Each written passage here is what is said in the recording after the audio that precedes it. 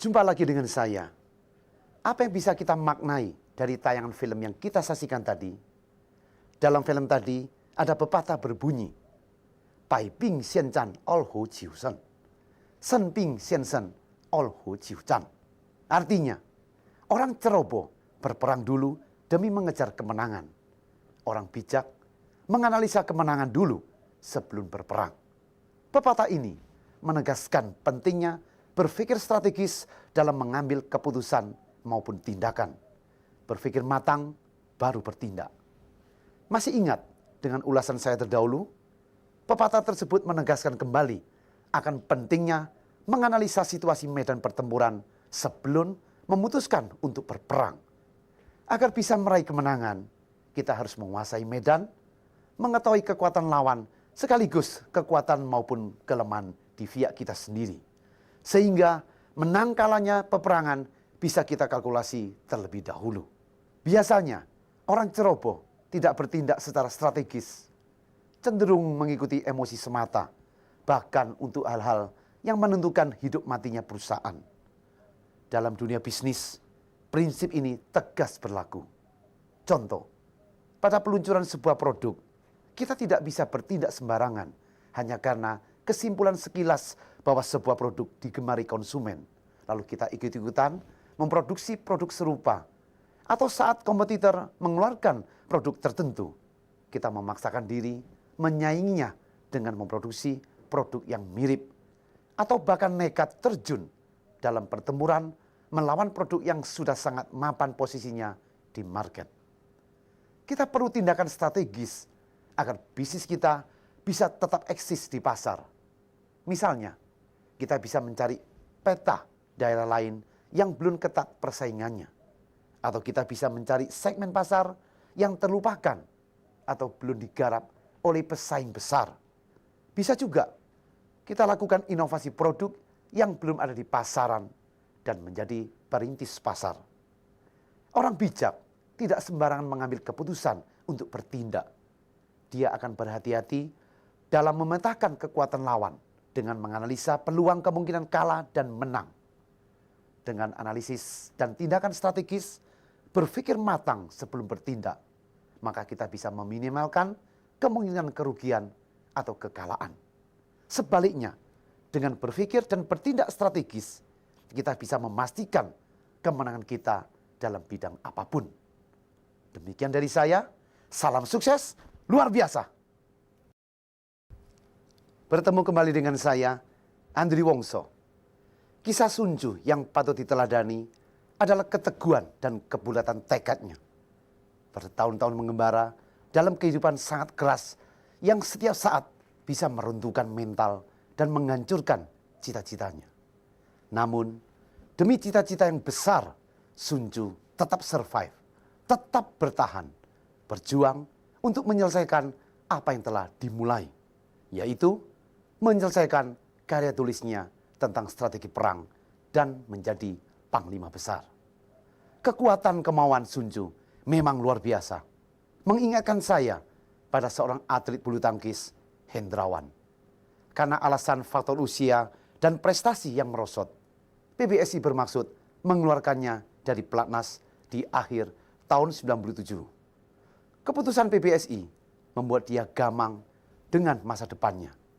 Dia begitu down, putus asa, merasa tanpa harapan.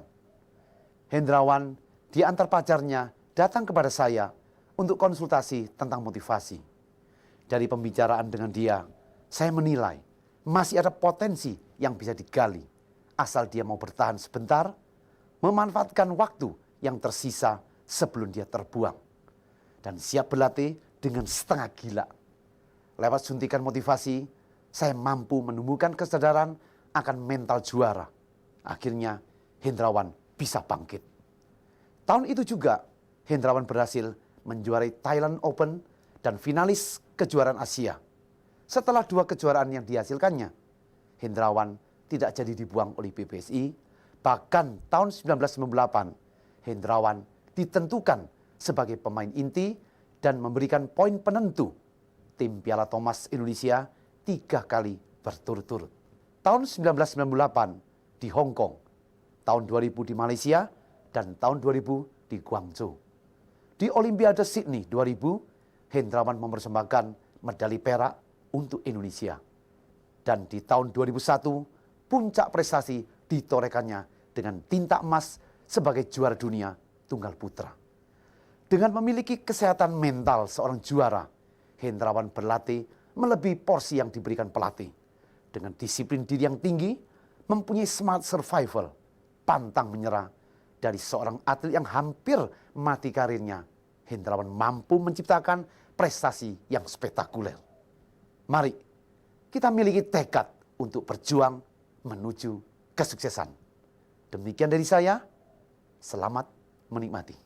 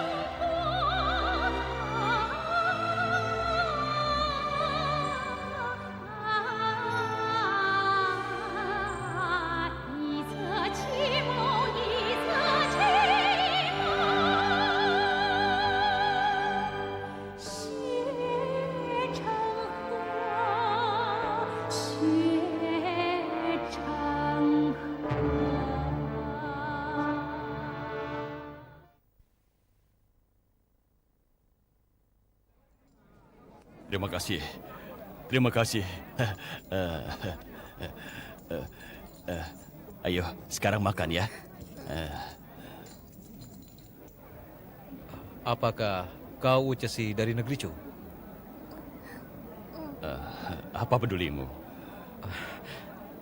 Ternyata memang kau.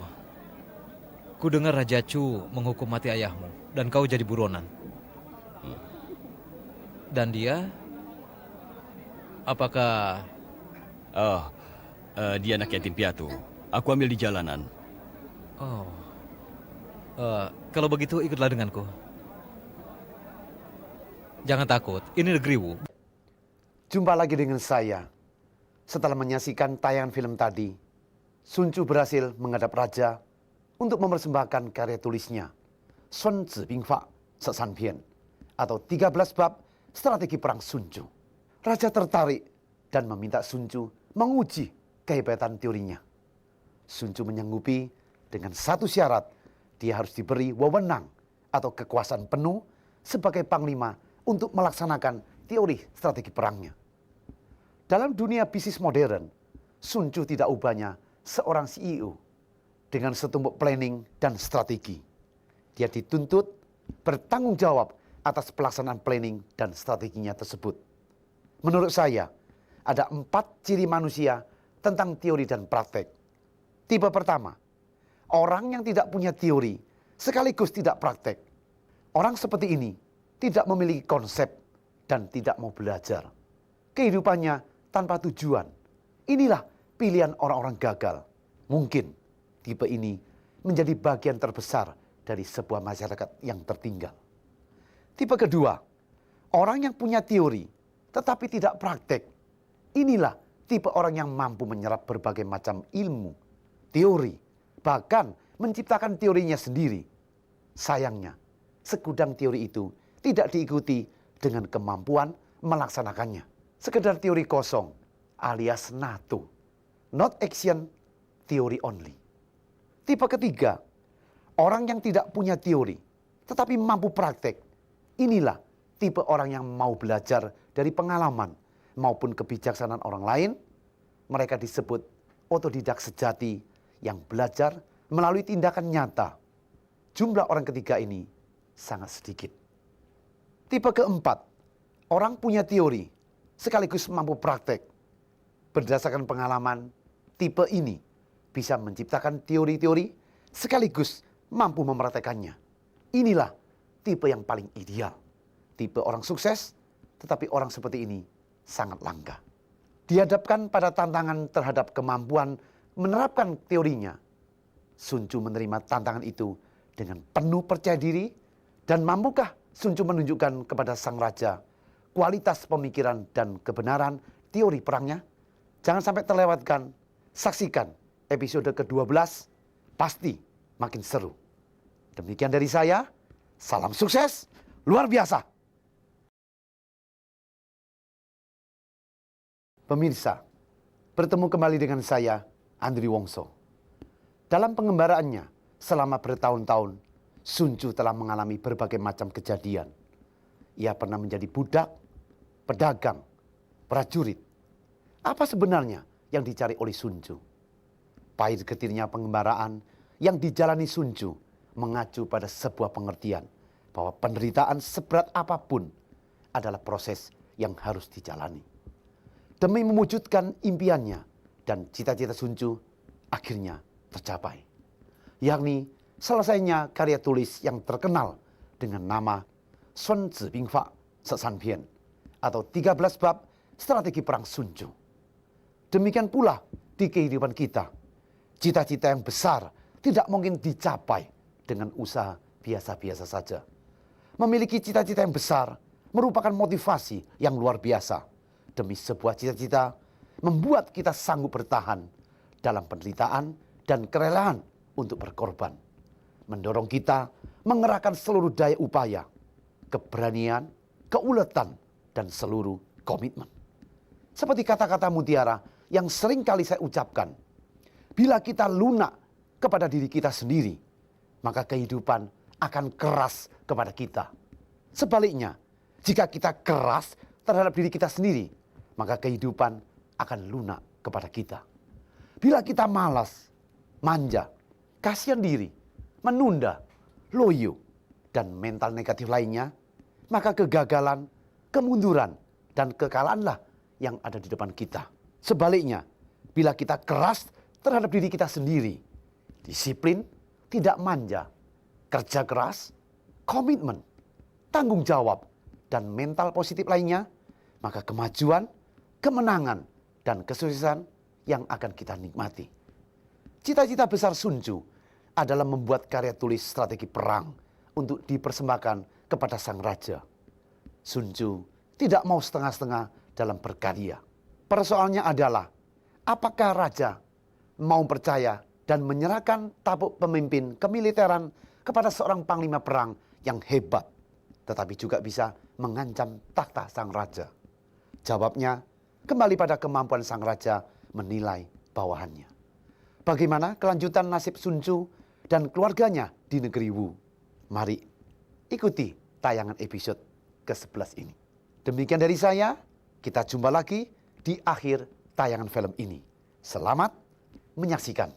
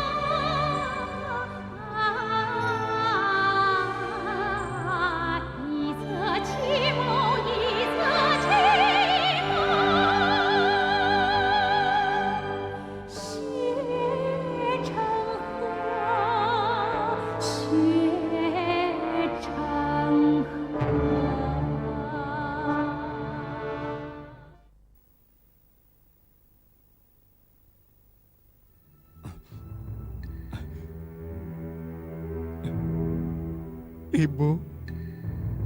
Ibu.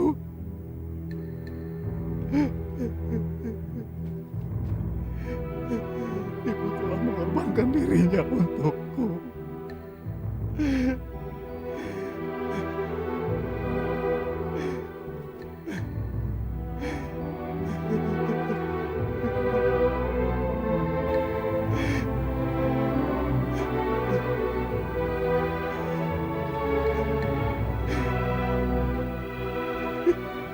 Ibu telah merestuiku.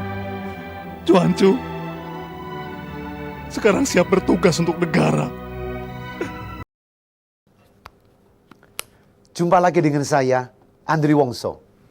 Dalam tayangan film tadi, demi menegakkan hukum disiplin militer dan wibawa pemimpin militer, Sun Tzu berani bertindak sangat tegas. Dua seli raja pun dieksekusi dengan hukuman penggal kepala. Raja terkesima dengan ketegasan Sun Tzu, sekaligus sangat murka karena selir kesayangannya dibunuh di depan matanya tanpa dia bisa berbuat apa-apa. Bahkan saat raja meminta untuk membatalkan pelaksanaan eksekusi, Sun Tzu dengan tegas menolak perintah raja dengan semua risiko yang harus ditanggung. Sebagai seorang pemimpin militer, Sun Tzu tegas mengatakan, maju tanpa mengharapkan pahala, mundur tanpa takut dihukum. Dalam kitab 13 bab strategi perang Sun Tzu menegaskan Ling Tao Li, kepemimpinan harus mencakup 5 sifat, yaitu Cai Zhi, Chen Xing, Ren Ai, Yonggan, dan Hui Yan, atau kebijaksanaan, ketulusan, kebajikan, keberanian, dan ketegasan. Kebijaksanaan diartikan kemampuan mengenali perubahan keadaan dan bertindak tepat sesuai dengan sikon yang berubah. Ketulusan diartikan kemampuan dipercaya sepenuhnya oleh atasan dan bawahan. Kebajikan diartikan memiliki kemampuan human relationship dan bisa mengayomi bawahan. Keberanian diartikan memiliki kepastian dan keteguhan dalam mengambil keputusan atau bertindak. Dan ketegasan diartikan kemampuan menegakkan hukum dan kedisiplinan yang mendatangkan rasa hormat. Yang ditujukan Sun Tzu di sini adalah kualitas kepemimpinan yang efektif dengan keberanian dan ketegasan dalam menegakkan hukum serta kedisiplinan menjadi fondasi utamanya. Disiplin tidak akan jalan tanpa hukum. Jika hukum tidak jalan, maka wewenang dan kekuasaan mengalami jalan buntu. Kekuasaan yang macet membuat siapapun yang berkuasa tidak memiliki wibawa, tidak bisa menjalankan fungsinya, kehilangan karisma kepemimpinan, dan akan menghancurkan yang dipimpinnya. Bangsa yang tidak memiliki kedisiplinan akan lemah dan rapuh.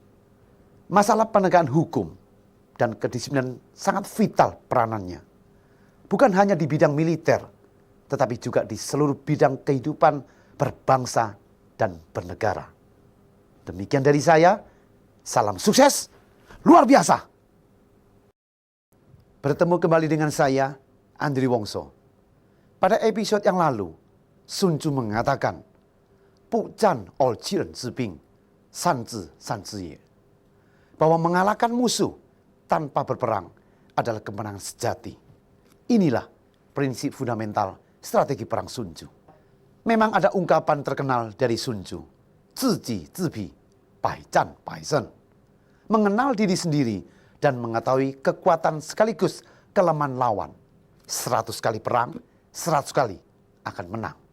Tetapi menurut Sun Tzu, mengalahkan musuh tanpa berperang, ini merupakan kemenangan puncak. Sesuatu yang luar biasa. Dalam bisnis, prinsip mengalahkan lawan tanpa berperang juga berlaku. Tetapi faktanya, banyak perusahaan gagal mengaplikasikan strategi ini. Di dalam persaingan bisnis, kadang perusahaan yang sama besarnya habis-habisan beradu strategi untuk saling mengalahkan. Bersaing gila-gilaan, mereka berusaha saling mengalahkan atau merebut perhatian konsumen dengan berbagai macam cara, bonus, dan iklan besar-besaran. Ada perusahaan besar yang menghabiskan energinya untuk menghabisi perusahaan-perusahaan kecil yang muncul sebagai pesaing baru. Atau sebaliknya, perusahaan kecil atau baru menghabiskan sumber dayanya untuk berperang dengan musuhnya yang jauh lebih kuat.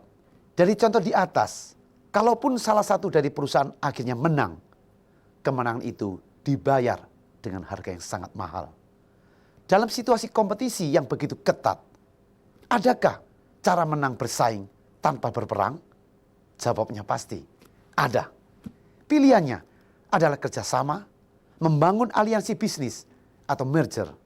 Bagi dua atau lebih perusahaan besar yang semula bersaing habis, maka pilihan mempersatukan menjadikan kekuatan bisnis yang jauh lebih besar dan sulit ditandingi. Bagi perusahaan besar yang merangkul perusahaan kecil, maka kekuatannya pun bertambah dan ancaman pun hilang.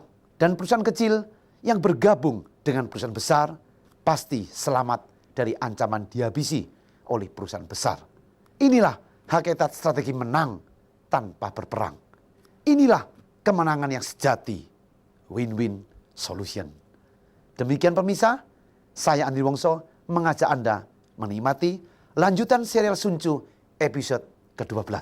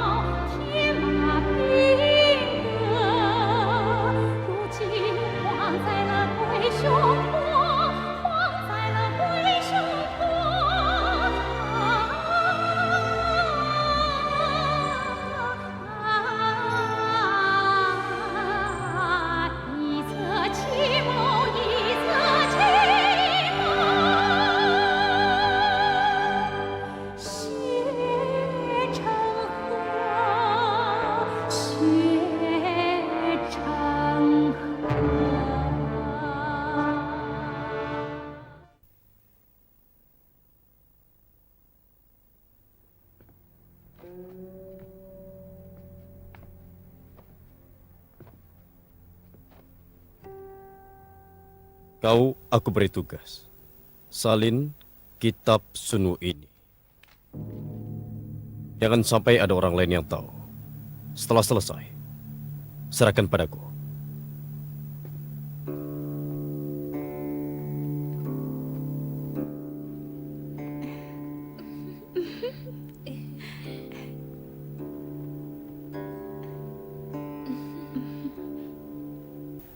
Baginda, hormat pada Baginda. Selir kesayanganku. Aku hampir tidak bisa mengenali kalian. Menurut Baginda, apa kami kelihatan gagah dengan pakaian seperti ini? Bagus tidak?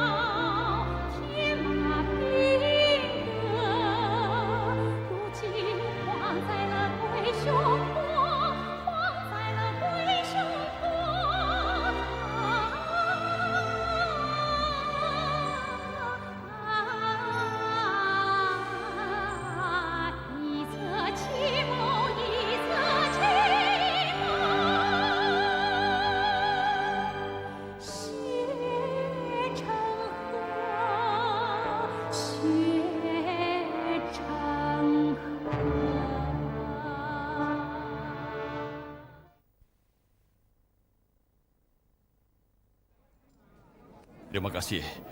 Terima kasih. Ayo, sekarang makan ya. Apakah kau Ucesi dari negeri Chu? Apa pedulimu? Ternyata memang kau. Kudengar Raja Chu menghukum mati ayahmu dan kau jadi buronan. Dan dia? Apakah Oh, dia anak yatim piatu. Aku ambil di jalanan. Oh. Kalau begitu ikutlah denganku. Jangan takut, ini negeri Wu, bukan negeri Chu. Aku Fukai, adiknya Cikuang. Cikuang? Belasan tahun kita tidak berjumpa.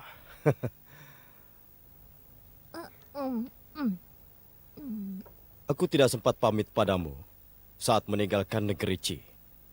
Kau tidak marah padaku, bukan? Untuk apa membicarakan masa lalu? Sekembali ke negeri Wu, aku sering berpikir, mungkin nanti kita akan bertemu di medan perang. Setiap kali bertempur dengan Chu, aku selalu memperhatikan lawanku. Terkadang, aku berharap lawanku adalah kau, karena aku rindu padamu. Tapi sekarang, kita sudah bertemu lagi.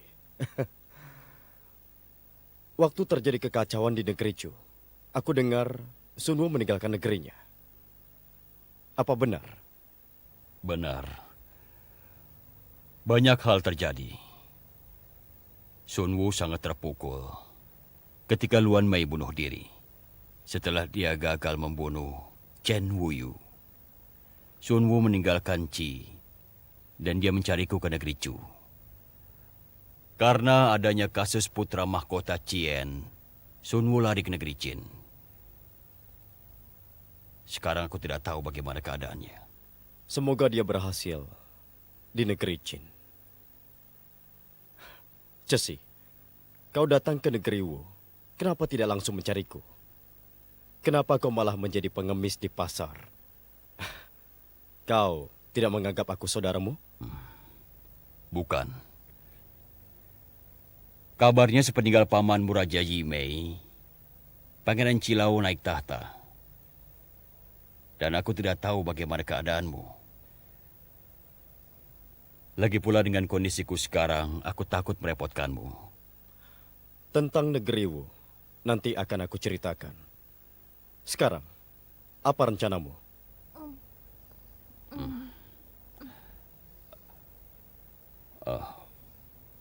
Aku mohon bahwa aku menghadap Raja Wu. Aku ingin membujuk Baginda menyerang negeri Chu. Agar membunuh Raja Chu untuk membalaskan dendamku. Cesi, menghadap Baginda itu tidak sulit.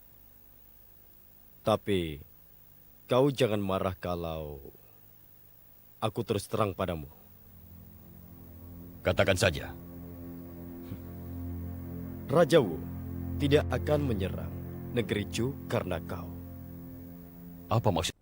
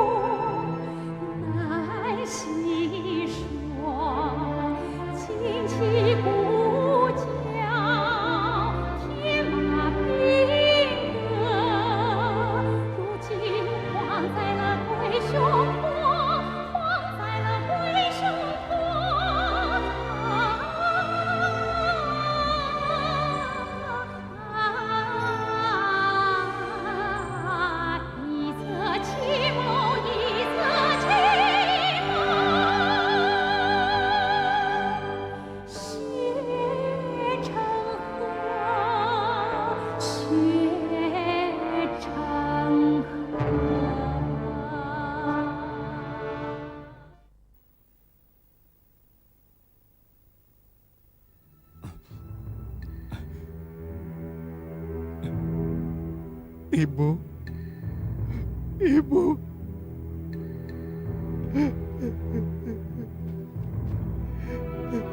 Ibu telah mengorbankan dirinya untukku.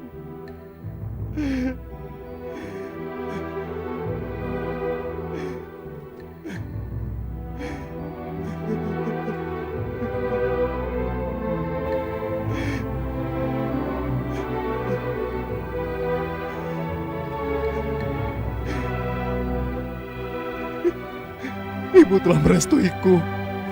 Cuancu, sekarang siap bertugas untuk negara.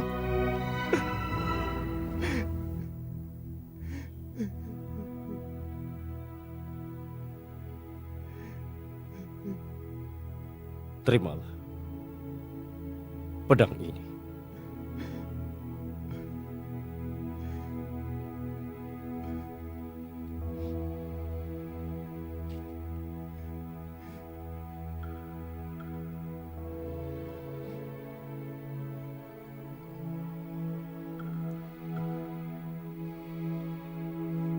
Ibu, Ananda akan ingat pesan ibu. Sebagai seorang rakyat jelata,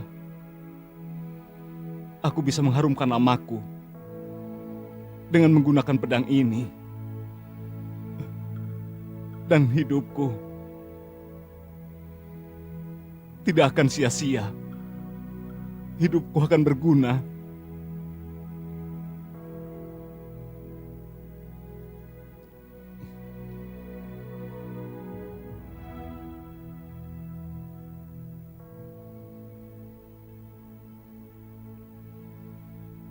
Lezat, sangat lezat.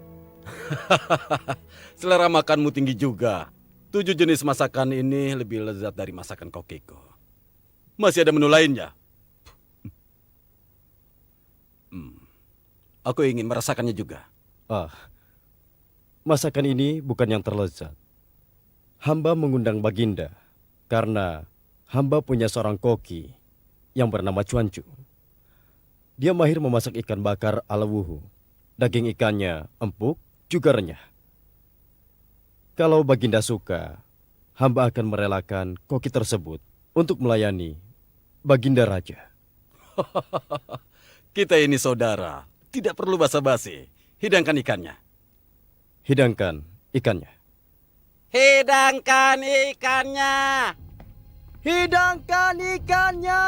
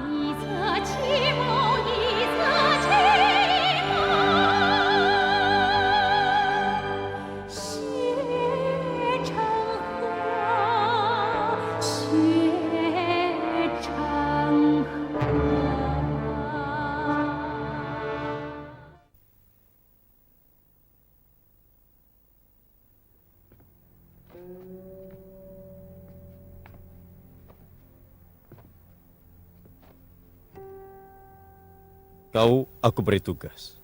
Salin kitab Sunwu ini. Jangan sampai ada orang lain yang tahu. Setelah selesai, serahkan padaku.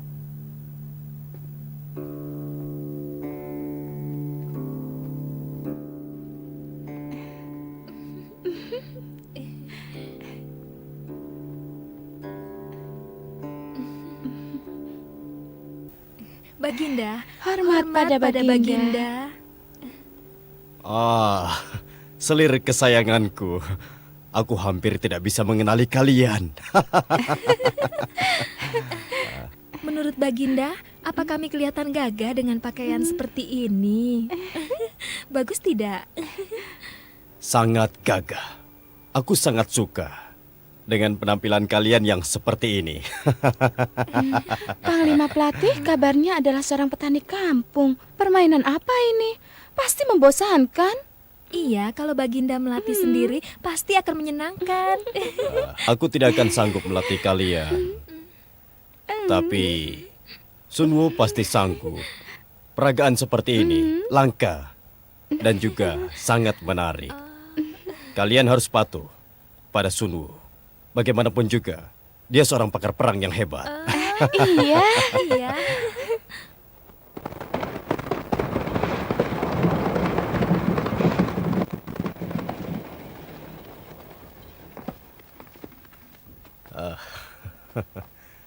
Belasan tahun berperang, aku sangat kaya pengalaman. Tapi untuk melatih wanita, aku angkat tangan. Aku ingin lihat sehebat apa Sunwu itu. Aku yakin pelatihan ini pasti akan kacau. Ini bukan kemauanku. Sunwu yang mengatakan wanita sekalipun dapat dilatih jadi prajurit. Bukankah begitu, Fukai? Iya benar.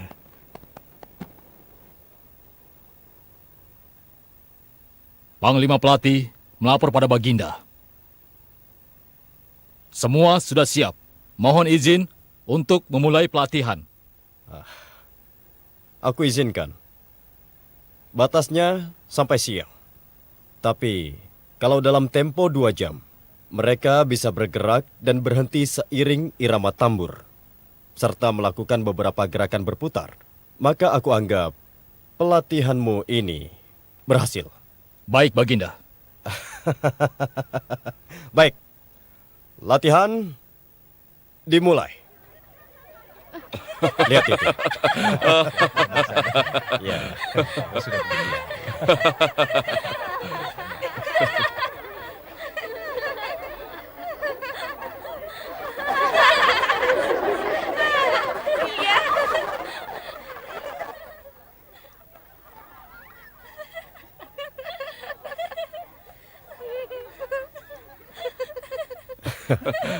Hei, Poppy.